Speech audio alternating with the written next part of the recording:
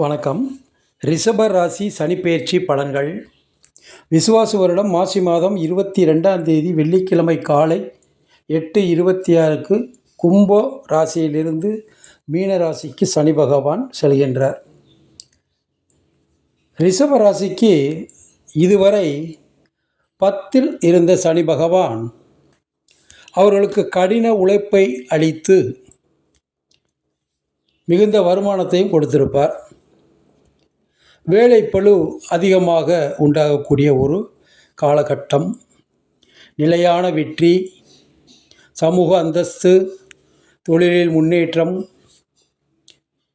தெய்வ வழிபாடு, சுற்றுலா ஸ்தலங்கள் செல்லுதல், ஊதிய உயர்வு, விடாமுயற்சி, தொழிலில் மென்மேலும் மேன்மை கொடுத்து தொழில் ஸ்தானத்திலிருந்து நல்லவை செய்த சனி பகவான் தற்போது 11ஆம் இடமான தன லாபஸ்தானத்திற்கு வருகின்றார். பொதுவாக சனி பகவான் 3, 6, 11 வரும்பொழுது மிகுந்த லாபத்தை அளிப்பார்.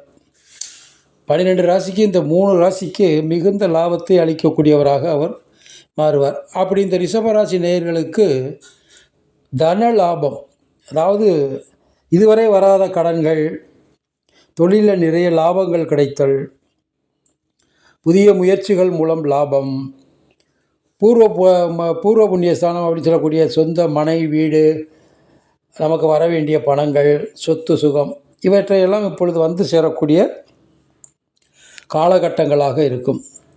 அப்புறம் சகோதர ஒற்றுமைகளில் மூத்த சகோதர ஒற்றுமை சிறந்து விளங்கும். தொழில்துறை மேலும் மேலும் வெற்றியடையும். பொன் பொருள் அதிகமாக சேரும். விவசாயிகளுக்கு நல்ல வருவாய் கிட்டும். பயிர்கள், அனைத்து சாகுபடிகளும் சிறப்பாக இருக்கும்.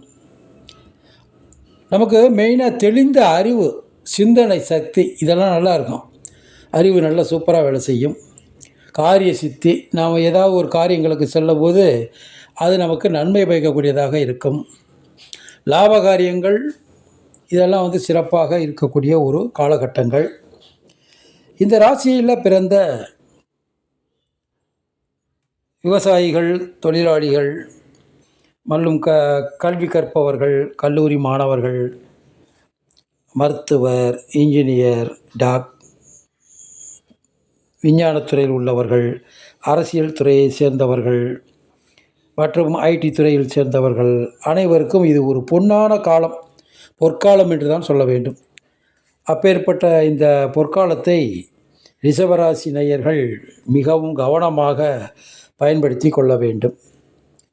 உங்களுக்கு இந்த 2.5 ஆண்டு காலம் வரக்கூடிய ஒவ்வொரு நாளும் வருகிற சனி ஓரை உங்களுக்கு யோகம் உள்ளதாக இருக்கும். நீங்கள் எந்த ஒரு நல்ல காரியங்கள் செய்த போதிலும் சனி ஓரையை பயன்படுத்தி செய்தால் அது மிக சிறப்பாக இருக்கும்.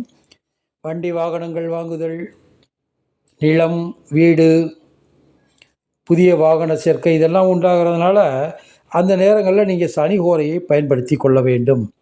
சனி ஓரை உங்களுக்கு மிக சிறப்பான பலன்களை தரும் என்பதில் சிறிதும் ஐயமில்லை. மேலும் இவர்கள் மென்மேலும், அதாவது கொடுக்குற தெய்வம் கூரையை பிச்சுக்கிட்டு கொடுக்கும்பாங்க. கூரை அதுவாக பிய்யாது, நாம் தான் சிறிது பீத்து விட வேண்டும். அதற்காக நாம் என்ன செய்யணும்? தான தர்மங்களில் நிறைய செய்யணும். ஏழை எளிய மக்களுக்கு உணவு தானியங்கள், துணி தானியங்கள்லாம் செய்யணும்.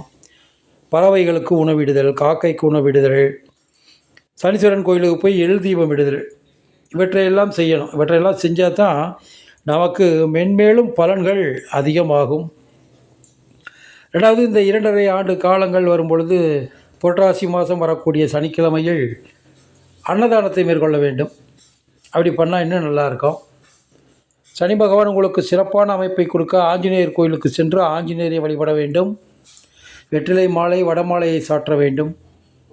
இதெல்லாம் எதுக்காக சொல்கிறேன்னா, உங்களுக்கு சனி பகவான் மிகப்பெரிய யோகத்தை கொடுக்க போகின்றார். அந்த யோகத்திற்கு உறுதுணையாக எல்லோரையும் வணங்கி வர வேண்டும்.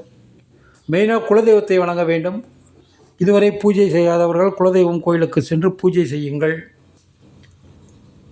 பூஜை செய்து குலதெய்வத்தை வழிபட்டு இந்த வரக்கூடிய 2.5 ஆண்டு காலம் சனிப்பெயர்ச்சியை நன்றாக பயன்படுத்தி கொள்ளுங்கள். ஏனென்றால் 11க்கு சனி வருவதுங்கிறது 30 வருஷத்துக்கு ஒரு தடவை தான் வரும் ஒரு சுற்று.